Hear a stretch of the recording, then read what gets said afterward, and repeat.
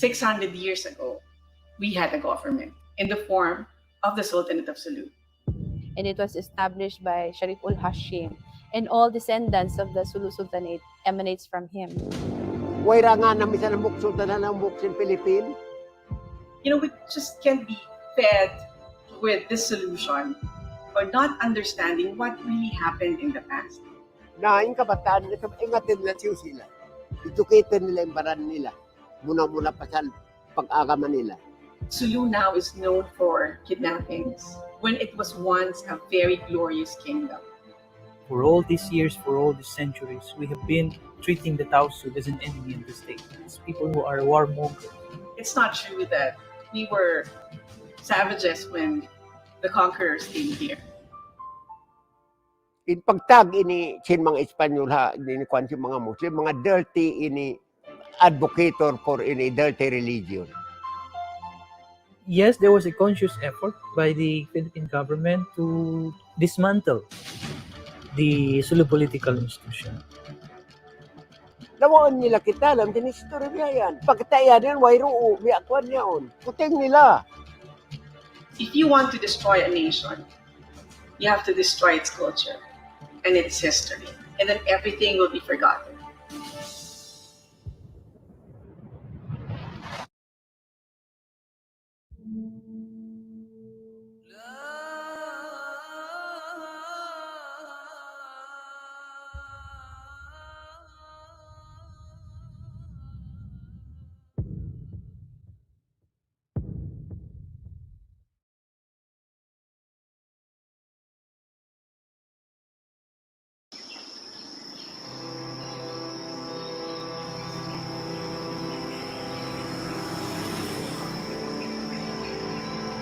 I read a quote somewhere, and it says that the biggest adventure you can take is to live the life of your dreams. But how do you say that to someone who's denied of the most basic needs? 10 pesos. Minsan naman na 5 pesos. Minsan na wala. Or how do you tell a child that, hey, you can live the life of your dreams when there is war?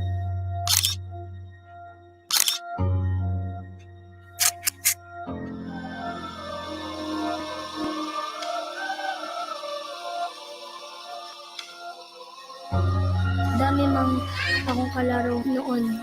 Pero ngayon, kaunti na lang. When there is no food on the table, when there are no schools to go to,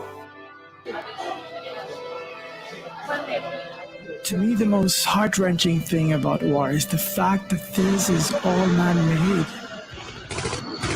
and that the most affected are children.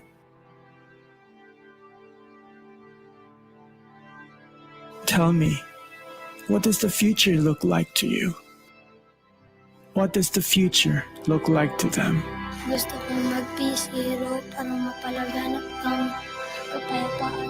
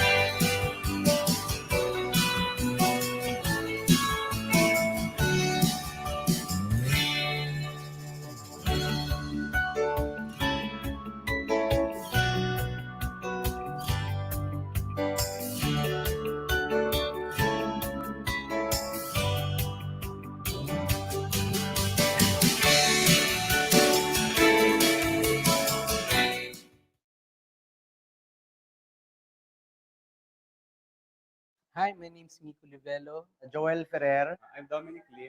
Jet Bileco. I'm John Bidia. Batch 4.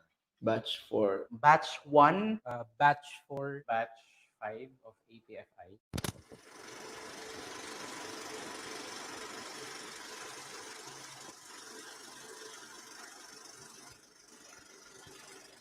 Film school is, for me, yun yung way. Especially APFI. Yung nilagay niya ako dun sa parang the right track on how to properly do it. Nakukuha mo yung camaraderie between your classmates, you develop friendships. Playground talaga in film school. Ginaid ako ng APFI kung saan talaga ako mag-excel.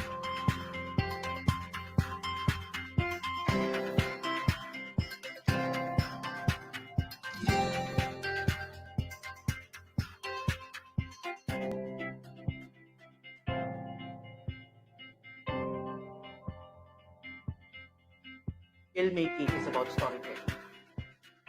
And storytelling has been part of human nature ever since then. Ever since the age of cavemen, people love to tell stories. In whatever form, structure, or type, stories exist ever since. If you want to do something or you want to shoot something, you think na, hey, this is ito yung feeling ko, pag ginawa ko to, ito yung ako eh. Alam mo yun, do that. When you start filmmaker, kailangan nilalabas mo talaga yung sarili mo out there. Hindi ka dapat introvert. Having your own voice and having your own DNA is, feeling ko, is the best thing that filmmaker can do. Kailangan willing ka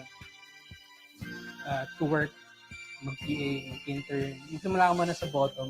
Sa love-hate relationship with the craft at kung anong ginagawang material. We're hungry, we're creative. Sila yung naging inspiration ko rin to be better. State ka, minsan may compromise. Minsan di mo na alam yung gagawin mo or tatapusin yung film. Pero kung dahil mahal mo yung ginagawa mo at mahal mo yung pagkukwento, be hardworking, you don't give up. It's important to know and discover what path it is that you want to pursue. And when you decide on that path, do everything to stay on it. Filmmaking is about telling your story. It's not telling other people's story, it's telling your story. So, keep making your stories. People will recognize that.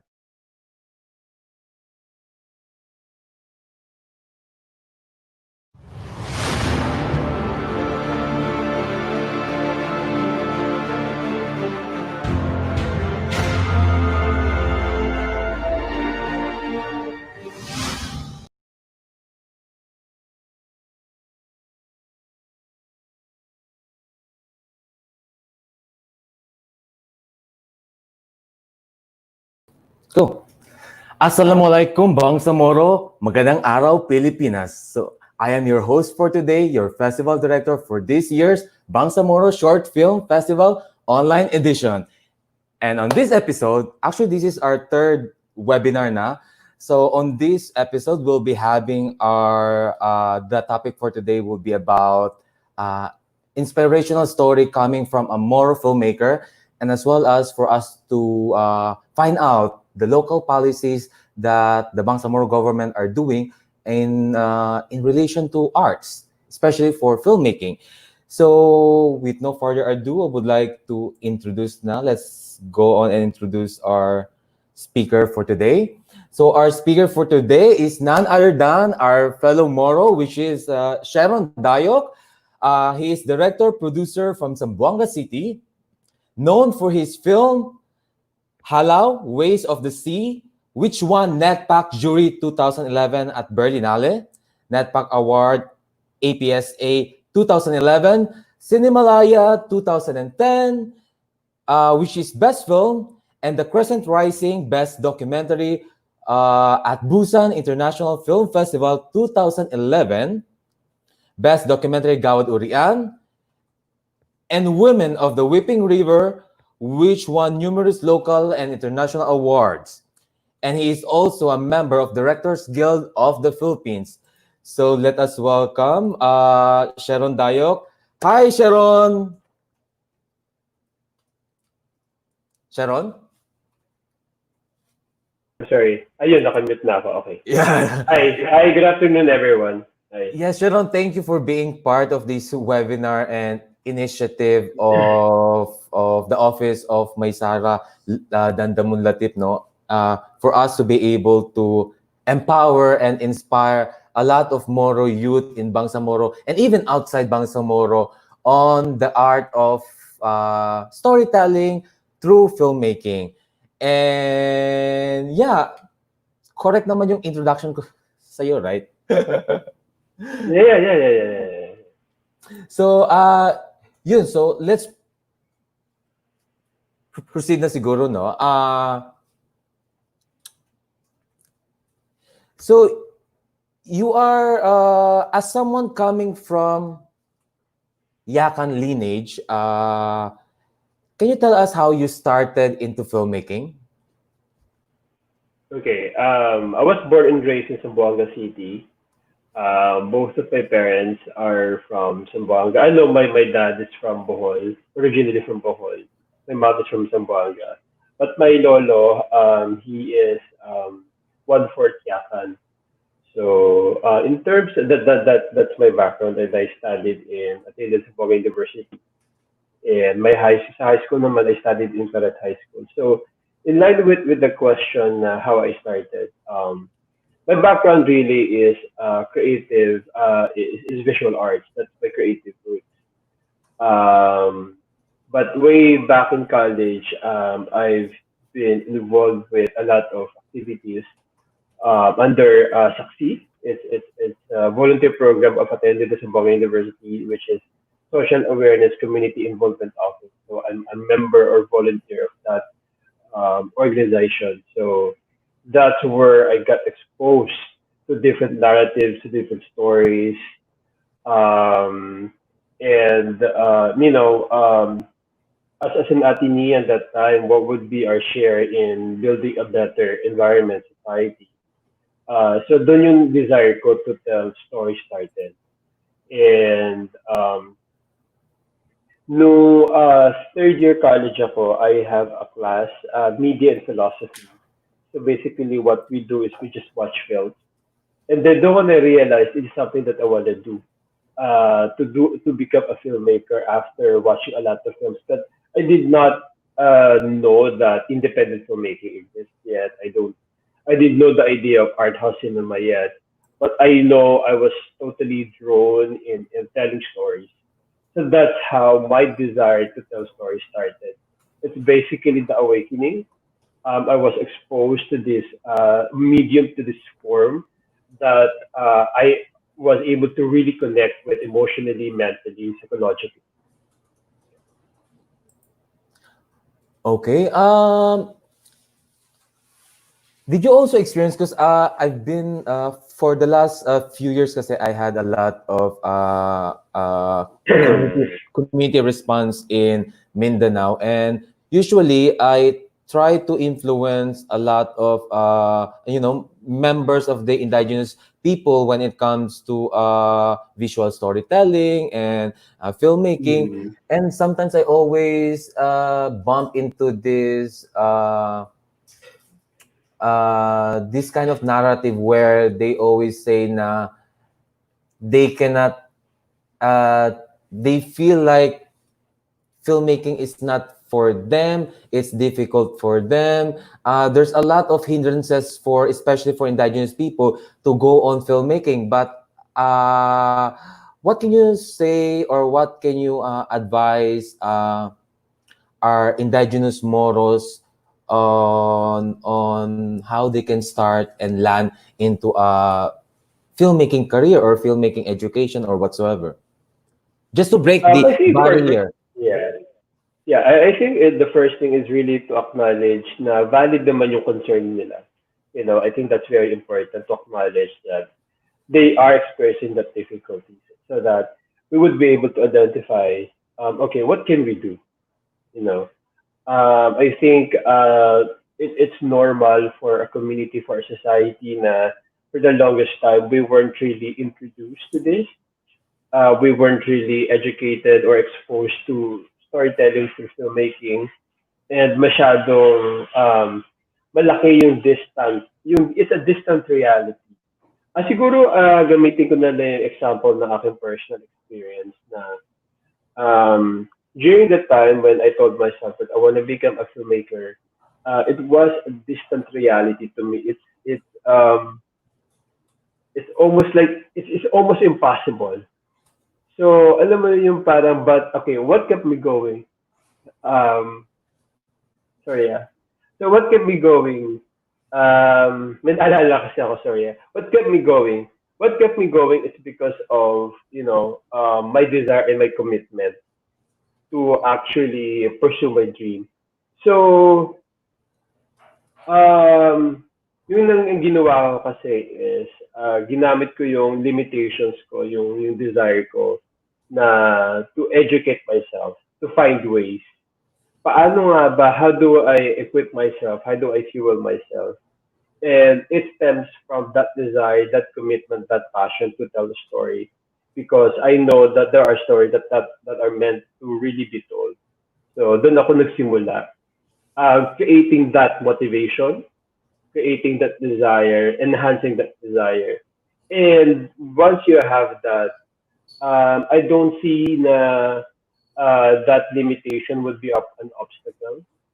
Kasi whether you're a filmmaker from Manila or anywhere, or from Mindanao or from Visayas, there will always be difficulties and challenges. But it all boils down to that passion, that interest, and that will lead you towards your whatever your goal is in terms of storytelling filmmaking. Did you started ba, SHERON, having the full equipment in making your films? Kasi a lot of our audience kasi, a lot of other youth as well who are messaging us here at Bangsamoro Short Film Festival are saying that they don't have the camera, they don't have the lighting, and I always tell them that they don't have to depend on professional camera. They could always start with their phone, and I think as a filmmaker yourself, there are also growing community of smartphone filmmakers, right? Yeah, actually, lakwa naman eh. There are different ways of telling stories. Again, I go back to that basic idea, yung desire, that commitment, that passion. Kasi regardless kung ano yung medium, yung format na gagamitin natin, magagawa ng paraan. It could be tulad ng sabi mo, it could be a phone. It could be, a phone could actually be part of the storytelling, yung medium na yun. It could be like, pwede ka makipag-collaborate with people na may cameras, pwede kang to top local NGO, local government, mga NGOs. There's a lot of ways. But again, it all starts with, do you really want it? And it should be driven by the right reason why you want to make a film. And that is to tell stories that are meant to be told to help, create a better society. Can you give our aspiring filmmaker like tips and hacks on how they can sort of land into a platform where they could start doing films? Okay. Siguro first things first is really to equip yourself with the learning. Marami mga workshops na they can attend. And if you are talking about specifically for the Bangsamoro region, I think dyan pumapasok yung policy na sana magkaroon ng film education. Sana magkaroon ng, I would say, a film lab. Kasi doon nagsisimula eh. Starting from high school, from college, I think importante nang integrate siya na part of the curriculum. Kasi like for example, sa ibang bansa, even here in Manila, even Visayas, so even parts ng Mindanao, nagiging part na siya ng curriculum ng school. I think mahalagang bagay na ma-integrate na siya. At least, it's really, kailangan na lang nilang ma-expose in terms of filmmaking. And ano yung question nga ulit? Ano nga ba yung question? Sorry, nawala. Yung tips and hacks of mga platform where they could start learning by themselves about filmmaking on how to enhance their storytelling? Okay. Siguro gamitin ko na lang yung in my experience, in my case, na when I started, wala talaga ako masyadong kakilala. But ang ginawa ko kasi, mahalagang bagay na nag-undergo ako ng mga film workshops. I think it's very important that you expose yourself with different workshops. And since meron namang internet, malaking bagay din yun na nag-google. Yung as simple as mag-google ka lang ng mga how to tell a story, mga basic, mga major plot lines,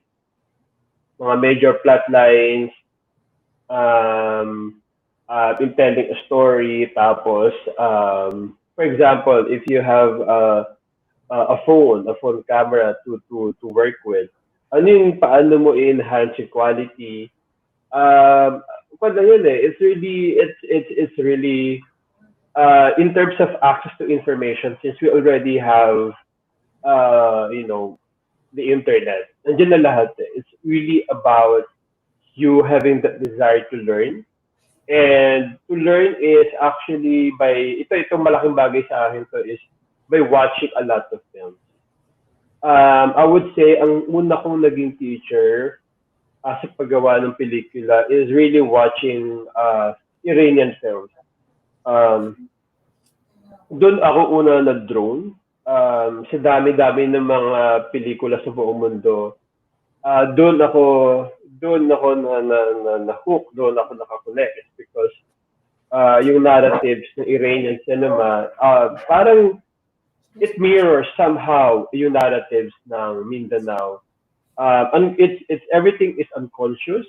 Everything wala akong naging proper structure. Everything is more of a discovery for me. And which is the most exciting part is that I discover things on my own, and therefore discovering my own voice as a filmmaker. Yeah, I think those are good points, no, na having little resources should not hinder us in doing that one step forward in making your films or your story and highlighting your story, may it be story of your life or story of the culture of Bangsamoro. And when it comes about the policy of Bangsamoro, we will find that out later once Attorney Maysara will be on us. We'll be finding out what are the upcoming programs that coming in for the Bangsamoro youth as well. And I think this initiative with Bangsamoro Short Film Festival, no, it's good for them to test out, submit their 5 minutes short film and just enjoy it and not really minding so much about the technicalities, about the hardship. They could always use their phone. They could self-learn through YouTube, Google, like what you said. I've also noticed that most of your films are stories from Mindanao or stories of Moros, no? Why do you think filmmaking is important, and how can it change the image of Bangsamoro and Mindanao? Because now we're living in this kind of era or generation or climate we're in. People get used to when we talk about Bangsamoro, when we talk about Mindanao, it's always like they have this preconceived notion that it's always going to be about violence, danger, whatsoever. So how can filmmaking break this stereotype? Yeah. Yung filmmaking, storytelling is a reflection of reality and truth, the environment. During yung mga first few films that I did, those are realities, those are reflection of the truth. Right now sa Bangsamoro region, ano yung truth? I think dapat yun yung lumabas. It doesn't have to be about violence because hindi na yun yung reality eh. Ng Bangsamoro, hindi na yung reality eh. Ang reality ngayon is healing. Ang reality ngayon is recovery. Ang reality ngayon is growth. As someone who did films in Mindanao, I've observed, hindi naman ako expert, okay? Hindi ako guru pagdating sa story of Mindanao, but I do tell stories. And for me, right now, correct me if I'm wrong, ang reality is healing. Ang reality is recovery. And I think, as a storyteller, if you reflect that, magbibigay tayo na makakatulong tayo to build again this region it's beyond war, it's beyond conflict. And I also think that it's it's important na for the unheard voices to be heard, no, from Bangsamoro, especially in the grassroots area, through filmmaking or through many forms of storytelling. What you call this? Meron akong, I also wanted to ask this. Maybe you have opinion on this as well. Because I've been doing a lot of research kasi about established Moro filmmakers, and I've noticed that most of us are, male at birth. And why do you think that there are very few or almost no Moro women embarking into the art of filmmaking? Okay. First siguro, hindi ako expert pagdating sa usapin ng ganyan, but I'll try my best to answer that question. I think it boils down to exposure. I think for the longest time kasi it is not an issue in Mindanao alone. It's an issue that has been ongoing since time immemorial, even in Manila or any part of the country. It has always been that. I think it boils down first to that traditional, naging tradition or kultura natin na very patriarchal. But slowly, I believe it's changing. And it's being reflected through the amount of female documentaries that's coming out. In fact, the one dominating the documentary field are women. Surprisingly, na karamihan ng mga documentary filmmakers, even the established ones, are all women. And slowly, doon natin makikita na perhaps women are more vocal and more courageous in terms of expressing their opinions, their thoughts, their political, social views.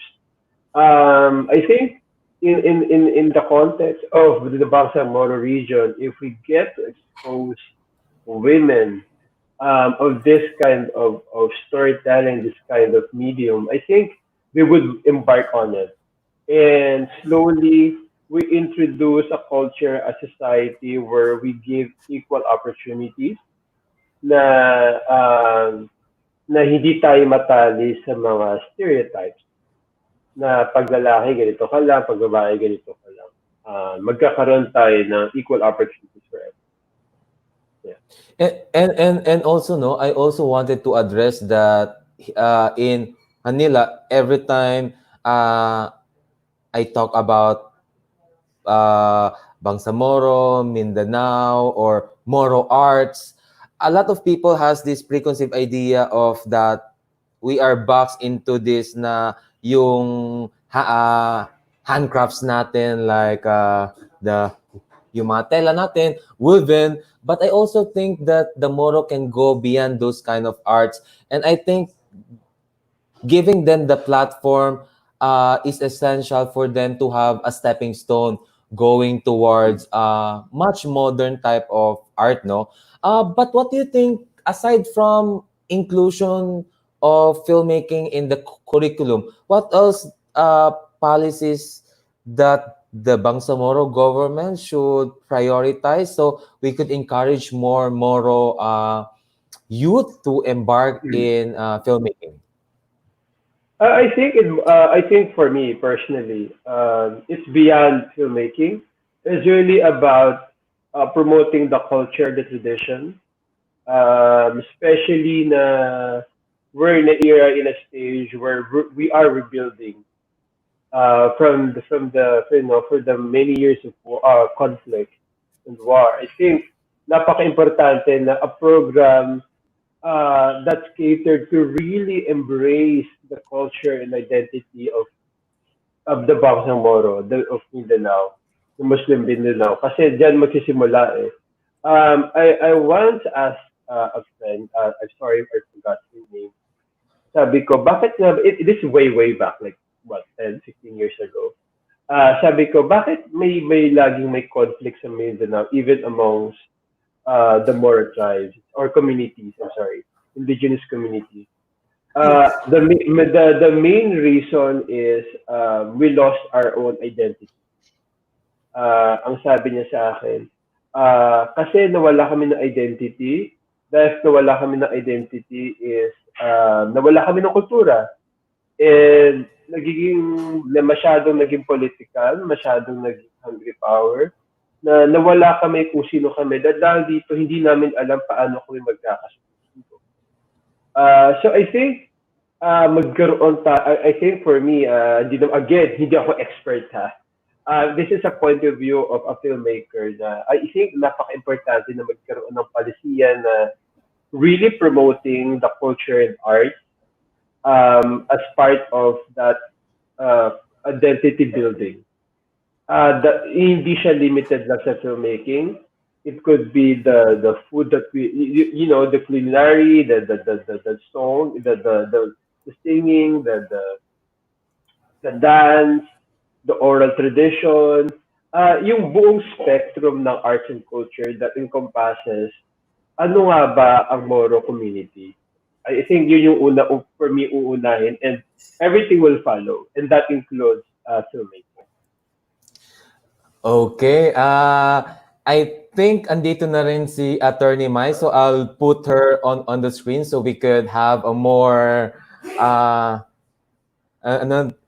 deep discussion about how we can push through so our aspiring youth could evolve into could adapt into the modern times while at the same time still preserving their culture through filmmaking. So okay. Hello, Attorney Mai. Hi, Hello, Attorney. Hi, Sharon. Kamusta? Hello, kamusta? Hi, Raydem. Thank you very much, Raydem, for this wonderful idea of putting together different award-winning directors in the first Bangsamoro Short Film Festival. We are really appreciating very much on the inspiration that our directors are giving all of our youths today. In fact, nakita mo yung thread sa ating FB page, Bangsamoro Short Film Festival. Ang daming gustong sumali, ang daming gustong mag-submit. Yun nga lang, medyo natatakot sila sa skills nila, no? So, I think ito siguro makakatulong tong short film talks natin, no? Alhamdulillah, nandito kayo mga directors to share your journey. Last film talk, nag-share ng journey si Direk Baby Ruth Villarama at saka si Direk Marlon Rivera. Napakaganda nung kanilang sharing. And I'm hearing now, yung sabi niyo Direk na yung policy, important to institutionalize yung arts and heritage. Like for example, ano nga ba ang itsura ng Moro pagdating sa sayaw, sa music or musika, at saka sining. Nagsimula na kami direct. Meron kaming vlog, Watch Up, What's Up. Yes, direct. O, pwede mo i-visit yung FB page ko. Nandun yung award-winning namin na si Sasa Stylista. Ang isang tourism vlog niya ay 5 minutes. Nakagather siya ng 47,000 views na. So, 47,000 views, no? Alhamdulillah. So, ibig sabihin direct yung mga Bangsamoro people, they are really much in need of arts like short film. And lalo na ngayon ng COVID-19 pandemic direct, na everybody is online, no? Almost everybody. And kung hindi naman nila ma-access online, pwede rin offline pag may time sila. Ang important dito direct, pag nakaproduce ka, forever siya na nasa online. Pwedeng balik-balikan nila.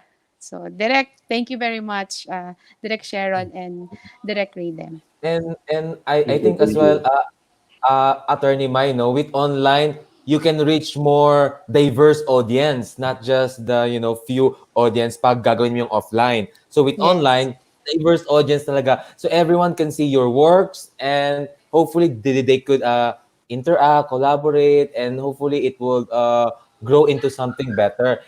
Yes. Attorney Mai, we had a discussion pala with Sheron kanina. Probably this one, maybe ma-answer mo to, no? Yung about na why is it na konti lang yung Moro women sa film industry in the Philippines? I mean, what are the socio-political culture that prevents women from engaging into filmmaking? Siguro first we need to break down the stereotype that more women are not allowed to engage into filmmaking. There is this idea na more women are not really that participative pagdating sa mga ganitong klase larangan ng sining, no? Dahil syempre you have to go out, 'di ba? You have to go out, you have to shoot, you have to act, you have to all the things that are necessary for a good film, all the elements are should be within the framework ng women, no? So, sa tingin ko, merong cultural barrier na nagpe-prevent doon sa kababaihan dahil parang hindi siya ini-encourage ng society. Pero, direct sa ngayon yung mga staffs ko, particularly my media staffs, sila lahat yung videographers, directors, writers, scriptwriters. So, nakita ko na hindi siya hadlang provided meron tayong space na i-provide sa kanila. Ibig sabihin, magbigay tayo ng platform na safe at marami dapat tayo, hindi yung isa lang siya. Siyempre, mas maganda kung united and may solidarity yung mga kababaihan behind her at saka kalalakihan, no? Supportive. So far, nakita ko, mayroon kaming mga entries dito sa Bilag What's Up, yung tourism video heritage and culture namin na babae.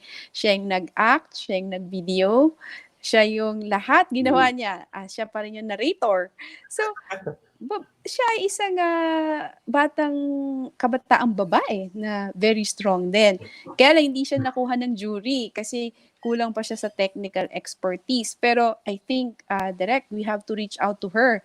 Kasi yung passion niya dun sa filmmaking niya, napakataas. Talagang tawang-tawa ako kasi kitang-kita mo yung, kikita mo naman, di ba, the way a person speaks, the way a person acts, the way a person shows her enthusiasm. So, itong ating isang Bangsamoro woman na kabataan, dapat suportahan natin. At dahil doon sa platform na pin-provide natin, na-identify natin ngayon na mayroong mga kababaihan na willing sila to really go out there and show their arts and crafts. Maybe kailangan natin direct i-support through our more platform, providing more platform, more technical support, more funding. Siguro din. So magbigay tayo ng adequate funding. Nangangarap tayo direct na magkaroon tayo ng Film Academy, di ba, na Bangsamoro. So hopefully, isa yan sa pwede nating pag-isipan na paano natin magkakaroon tayo ng isang Film Academy sa Bangsamoro na magpo-promote siya ng arts, crafts, heritage, at culture na masustain yon at maging world-class siya. Yeah, I think that could be as well a step into the right direction for the progress of Bangsamoro, no? And sana that yung pinikwento mong Moro woman, no, mag-join sa Bangsamoro Short Film Festival again, so she could practice all these her skills, her talents, para for her to be able to enhance it pa. Let's jump na siguro for the next question. Siguro this question is for both of you po, no? Why do you think filmmaking should be relevant, especially in time of crisis and growth of Bangsamoro? filmmaking really is relevant in times of crisis. Kasi katulad ngayon, no, we are in the middle of a pandemic and the first after 100 years, no, dun sa last na pandemic na na-experience ng mundo in 1919 ba yun? Or 1918? Spanish flu, no? So ngayon, meron tayong COVID-19. And ang nakikita natin ngayon with the innovations in technology at saka itong ating sinasabi na Industrial Age 4.0 na everybody is forced to adopt technology na. So ngayon, mas maganda if we are flexible enough na mag-provide tayo ng opportunity na itong pandemic na to, dito tayo mag-start na mag-build ng strong na films at saka strong na mga what you call this efforts para may pakita natin through technology kung ano yung heritage, ano yung kultura at ano yung values natin as a people. So also hindi rin tayo para ma-break din natin yung mga cultural stereotypes at saka prejudice na hindi tayo marunong, wala tayong alam.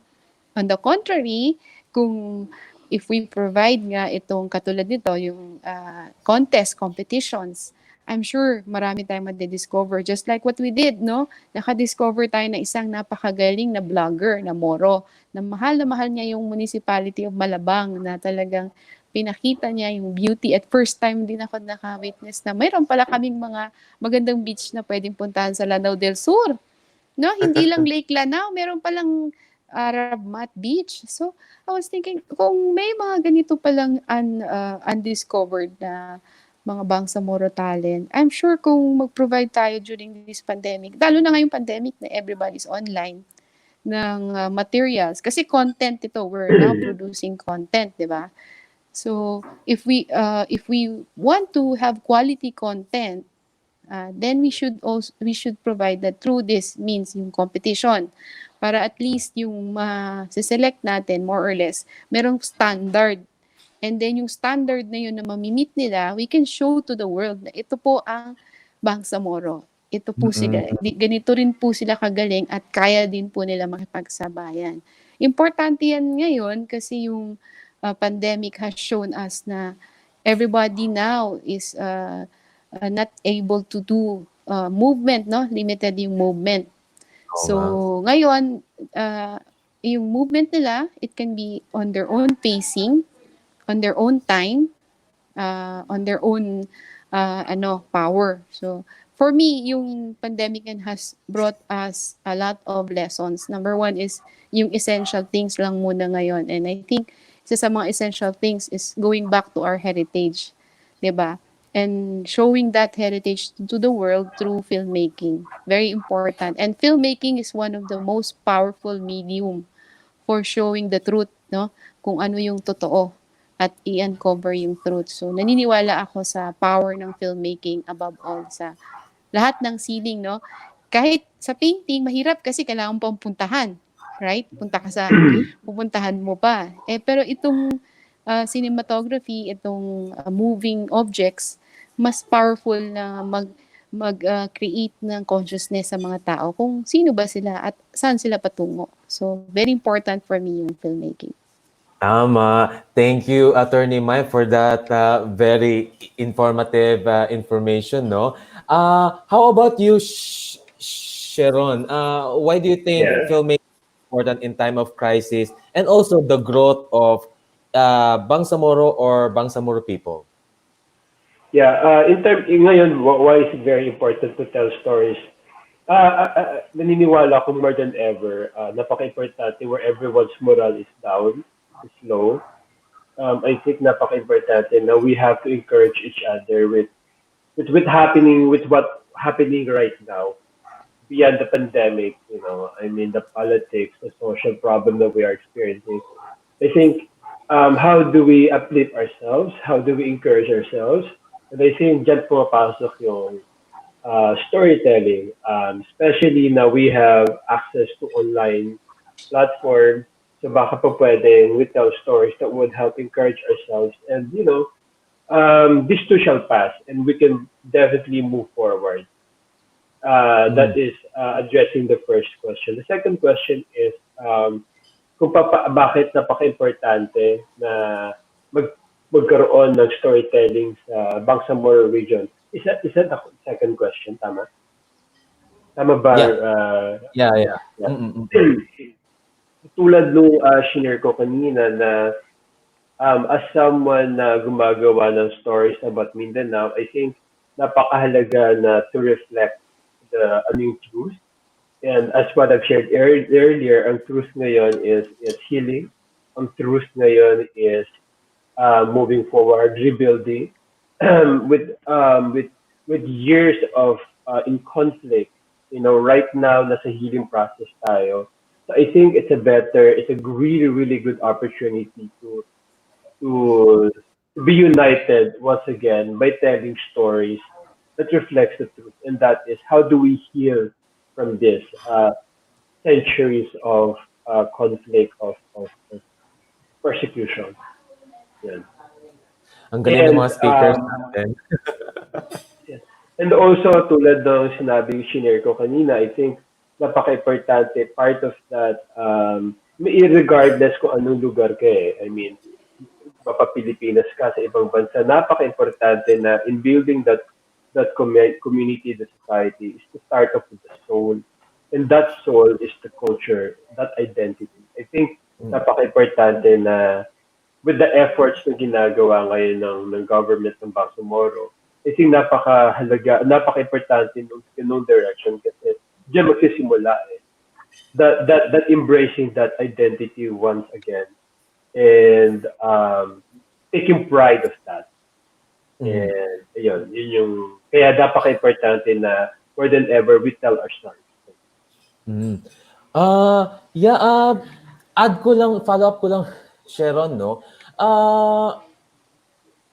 You did a lot of Moro films, and in your own point of view or how you see it, how are you empowering or impacting the lives of your audiences through your films? I mean, what's your purpose or target by trying to get all of these stories out there? Siguro first things first, lumaki ako sa reality na, okay, first things first siguro nung college siguro ako, let's start with that. No? Ang dami ko nang nakikita ng realidad, but these are distant reality too. It's real, but it's distant. It's real, but it's not real. So, but nung nag-start na ako na gumawa ng mga developmental documentaries for various NGOs and government agencies. So, talagang first hand kung nakita yung reality. And that really encouraged me to tell the narratives of the marginalized community and especially the Muslim Mindanao community kasi sila yung masasabi natin sobrang affected by the long history of conflict. And in that search of truth and telling the stories, malaking bagay na I'm surrounded by friends na talagang nag-guide sa akin. And that is mga tulad nila Yang Makusang, nila Mayor City Hataman. Sila yung really nag-open ng door sa akin to really see beyond, to see beyond my comfortable existence. Sabi ko nga, ba't ba ginagawa ko to? Pwede naman akong to live a very comfortable projects, I mean, pero I'm doing this, I ask myself that. And siguro ito yung naging realidad na nakita ko na dapat naging part ako to tell the story. And again, malaking bagay na having collaborated with Yang Makusang and Mayor City Hataman, mas lala akong na-empower. When I say empower, na-educate ako. Na-orient ako sa realidad, sa nangyayari. And therefore, through our collaboration, I wouldn't say it's my efforts alone. I would like to give credit to all my creative collaborators, my mentors in hindi ko na because I wouldn't claim I'm an expert. I myself, I'm still learning. So, sa kanila ko nakukuha yung strength and the courage to pursue. Kasi, syempre, meron ako insecurities kasi hindi naman ako talagang lumaki at na alam ko ano yung mga basic moral struggle eh. I'm also learning myself. So because of these experiences of learning from these great sincere people, na-empower ako. And because of that, I was able to share that through the stories they tell. Yeah. I think that's a good advice. No, always surround yourself with people that will push you to do better and to do great, and that will also empower you to reach certain heights. And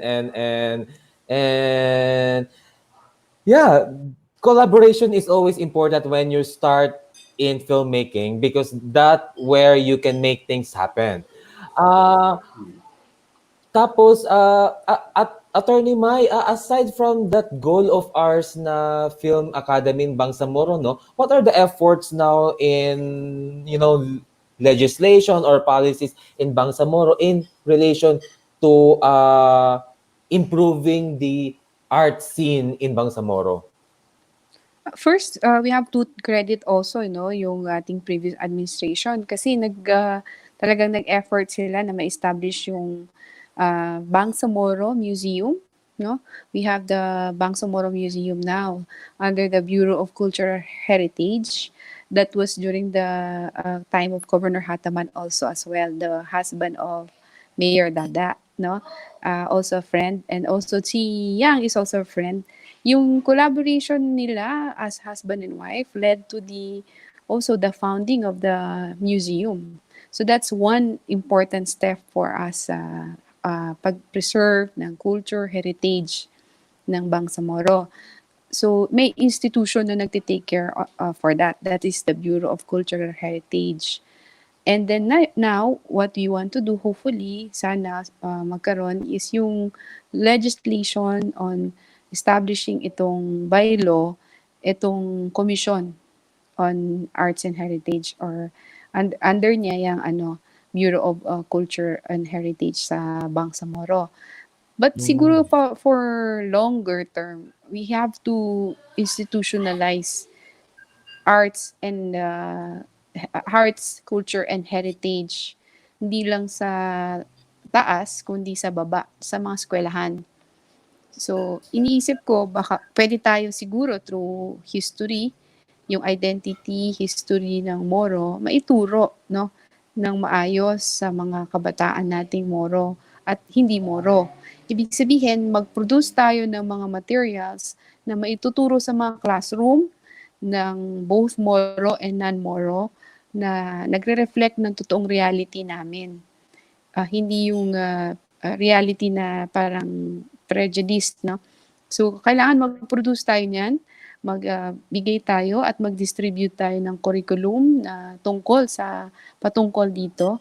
So, ibig sabihin, i-introduce natin niya as early as kinder, grade 1, hanggang all the way to high school and college. And then, makipag-collaborate tayo with the CHED and also DepEd kasi they're mandated by law to produce a curriculum on Bangsamoro history. So, diyan sa larangan na edukasyon, malaki ang magiging parte natin sa pagmumulat ng mga tao. Dahil sa tingin ko, kaya nagkakagulo tayo as a country, wala tayong unity, dahil mali yung istorya, hindi tama. Ang tamang istorya ay ang Bangsamoro at ang Pilipino at ang bansang ito ay isa. Iisa lang. So, kailangan hindi yung dating patakaran ng ating mga colonial master na divide and conquer na Moro kaaway ng Kristiyano, Kristiyano kaaway ng Moro. So ngayon dapat national healing. So mag-promote ng united na mga istorya na patungkol sa Moro at sa non-Moro. So ibig sabihin ko, magbigay tayo ng magandang curriculum, magbigay tayo ng magandang curriculum content na may mga istorya, may mga film na pwedeng panoorin ng mga bata tungkol sa atin para once and for all, paunti-unti mawala yung bias, yung prejudice sa atin. So magsisimula yan siguro sa atin muna, sa Moro. Ayusin natin, sino ba talaga tayo? Paano natin ipipresent yung sarili natin? Ano yung mga technical requirements para maayos yung pag-present natin sa ating identity, sa ating kultura? Magsisimula yun of course dito sa Bangsamoro Film Academy o kaya sa mga director na willing na mag-mentor ng mga kabataang Moro para makaproduce sila ng magagandang film. At yung film na yun, magamit din natin as content para sa mga classroom. So, pwedeng all levels. Pwedeng sa policy, pwede tayong magbigay ng magandang curriculum. Pwedeng sa legislation, mag-institute tayo ng mga institutions na magpo-promote ng culture. Pwede rin sa private sector kung gusto nila makipag-partner sa pag-produce ng content, di ba? So marami tayong pwedeng gawin para dito. I think important rin yung idea na with films as an avenue to disseminate information is important, no? Especially now with this new normal na limited yung movement, and we need to have an interactive way to absorb information. And I think filmmaking will be a great part on that. Tapos, wait lang. Parang natapos ko na yung lahat ng mga essential guide questions natin. So shall we proceed with, probably meron tayong mga questions from our audience, no? Meron ba silang questions? I'm looking at it now. Guys, is meron kayong question, meron pa tayong almost 10 minutes. So just drop your question doon sa Facebook Live natin, sa Facebook page ni Attorney May Sara. And I also wanted to, kasi nakalimutan ko during the intro, to acknowledge our partners, no? The Embassy of Czech Republic, British Council of the Philippines, FringeMNL para sa sining, Cultural Heritage of Bangsamoro Autonomous Region of Muslim Mindanao, Save the Children, and as well as Asia Pacific Film Institute. Thank you as well for supporting us, especially in this time of pandemic. No, I think what Attorney Mai said, it's always essential to always have this collaboration with private sector, with the government sector, so we could develop an even better platform for aspiring artists in Bangsamoro or wherever they are around the world. Kasi we also have these questions as well, no? I always receive sa Facebook page natin, sino ba daw yung mga Moros? And I always tell them na I think it's better this would come to Attorney Mai, no? Attorney Mai, sino ba talaga ang mga Moro? I mean, as far as I know, kasi meron tayong 13 parang ethno-linguistic group na we can consider Moro. But a lot of people always assume na pag Moro ka, automatic Muslim ka, automatic Maranao ka, automatic Tausug ka. But I think Moro is more diverse than that. So what do you think, Ate Mai? How can you tell us who are the Moros? Sa definition natin, sa legal definition ngayon na inadapt natin sa Bangsamoro Organic Law, nakalagay doon those people who before the arrival of Spain had been original inhabitants of Mindanao and Sulu. Dapat kasama yung Palawan, kaya lang, I don't know, pinaalis na isang kongresista, so naging Mindanao and Sulu. Whether or not they are lumad, Christian settler, or Muslims, it doesn't make a distinction. Okay? So, meron doong element na and their descendants and their spouses. So, ibig sabihin, yung mga nandoon na sa tinubuang lupa na Mindanao at Sulu ay Moro. Yun ang sinasabi. So, kung ngayon ikaw ay non-Muslim, it doesn't matter. You can still call yourself Moro. Kung yun ay iyong identity, dapat i-remember natin, yung identity, it's not imposed. It should be embraced and it should be not imposed legally, but celebrated by the person as an individual and as a collective. So, hindi siya pwedeng sabihin na, under the law, moro ka. No, it has to be embraced voluntarily by the person that he or she identifies herself or himself as Moro. Although yung traditional definition niya, yung 13 ethno-linguistic group, but it accommodates other identities as well. So, meron tayong Bangsamoro na Christian settlers, si Susana Anayatin, yung isa sa ating mga BTA members. Meron din tayong mga lumad, yung ating mga IP, indigenous people, na hindi nagbe-belong doon sa 13 major ethno-linguistic group na they identify themselves as Moro. So, hindi siya nakabase lang doon sa major ethnic group. It also is based on the person's ascription, yung pagtingin niya sa sarili niya, if he or she identifies him or herself as part of that larger community of people called Moro. Attorney Mai, ano yung opinion mo with the idea na, kasi I also heard this kind of issue, no, para ma-address lang natin, naghanap ako ng issue, no, na ang Moro lang daw pwedeng gumawa ng film about Moro. What's your thought on that? Okay. So, medyo mahirap na tanong. Ang collaboration kasi ang ating susi, no? So, hindi siya dapat na exclusive na karapatan ng kahit sino man. Dahil yung pagiging Moro ay hindi nasusukat. Hindi siya dapat may panukat ka. So, para sa akin, hindi yun ang dapat na tingnan. Mas titingnan natin dapat kung yung bang istorya ay totoo ang sinasabi niya tungkol doon sa mga tao na iniistorya niya. Kasi kung totoo siya at makatotohanan at yun talaga yung refleksyon ng realidad nila, sa palagay ko, maaaring mag-istorya yung mga hindi nag-identify as Moro sa mga istorya ng Moro. Of course, ngayon, ang gusto natin i-develop yung Moro, magkaroon din siya ng consciousness na gawin niya ang istorya niya, siya mismo sa kamay niya. Dahil ang tao na ay meron siyang kapangyarihan na sabihin yon. At kung magkakaroon siya ng platform or support or tools na sabihin yon, mas powerful yon. Dahil sa palagay ko, yung interpretasyon ay hindi nadadaan sa isang medium, kundi siya na mismo ang mag-interpret sa kanyang realidad at hindi mapapanghimasukan ng kahit sino man. So, kung meron tayong mga Moro mismo na filmmaker na magsasabi ng kanilang storya at mapapanood natin siya sa takilya o pelikula, napakalaking achievement sa atin yun.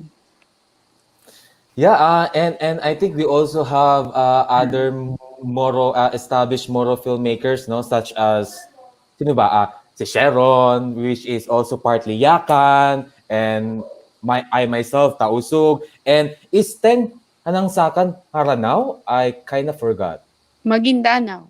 Maguindanao. Yeah, pero parang meron ring filmmaker na Haranaw. Oh, Najib Zakaria is Haranaw, right? Sa Marawi. Yes. Yun nga lang, Marawi. kailangan ma-mainstream. Kailangan ma-mainstream natin sila para mas marami kasi makakapanood, mas maganda, di ba? Tama. Naglag si Attorney Mai. So Sheron, is there anything, Sheron? Kasi ang importante siguro, Ridem, ma-mainstream din natin yung mga pelikula ninyo. Okay. Thank you po, Attorney Mai. And Sheron, do you have anything you could share as a sort of like parting words, especially to encourage our indigenous Moro to embark in filmmaking? I think I would like to commend first yung efforts ng ginagawa natin dito ngayon sa Bangsamoro Festival. Ayan. Okay. I would like to commend first yung efforts ng ginagawa Bangsamoro government ngayon na really encouraging or supporting the culture and arts. And I think napakahalaga as we've shared outside during the chat natin rhythm na napakahalaga na magkaroon ng parang film lab. I think if we are to really promote filmmaking in the Bangsamoro region is really to establish institute a film academy catered for for local storytelling. Kaya on my end, I would really be happy and inspired to see young filmmakers coming out from this region to tell their own stories with their own point of view and perspective. So sana tuloy-tuloy yung magiging program ninyo, i-push nyo, and I'll be more than willing to help you guys kung in any capacity. In any capacity. I would be love to be part of that to really help, cultivate, create, develop young filmmakers and making sure that we professionalize it. Meaning, when we say professionalize it, hindi lang on the technical aspect. How do we make it sustainable? Para tignan natin itong filmmaking as a profession. And to make it as a profession, it must be sustainable. Yes. So hopefully we go to that direction and hopefully ma-push natin. Kasi ang daming stories na ang ganda dapat ikwento. And me bilang not only a director, as a producer, I would really want and been wanting to collaborate to reach out to to young filmmakers from Mindanao na to tell the stories. And this time around, not as a director, but as a capacity of being a producer. Yeah. Oh yeah, and I also believe that filmmaking can also address this culture of silence that is happening in Mindanao, no? And I think that's pretty much my alley as someone who is an activist as well. The importance of filmmaking. So yun, si Attorney Mai is nawala. Feeling ko nawala yung internet niya, and we already ran out of time.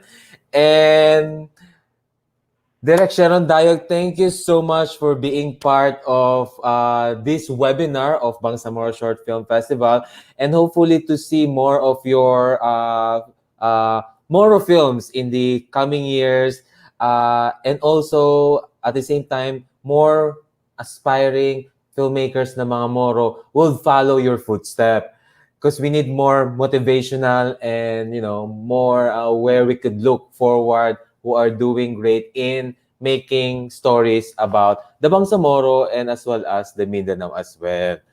Tapos so yun guys, and I encourage everyone to please don't forget to submit your 2 to 5 minutes short film, any genre, may it be documentary, animation, or fiction, on before July 28. And celebrate heritage without borders with us, because we always believe here in this event na the Moro in terms of art can go beyond borders. Agree ka ba, Sheron? Yeah, agree.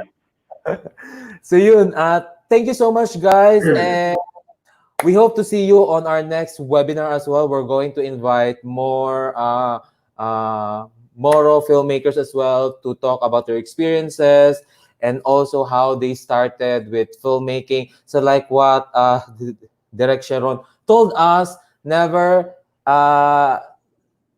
let the stereotype or the inequality or these hindrances before us stop us from stepping one foot towards making our film or embarking into the business of art as well. And so yun, thank you so much, Sheron, and thank you so much to our audience for watching, and see you on our next webinar. And thank you to our sponsors once again: Czech Republic Embassy, British Council of the Philippines, FringeMNL, para sa Sining, Cultural Heritage-BARMM, Save the Children, and Asia Pacific Film Institute. Thank you guys and salam.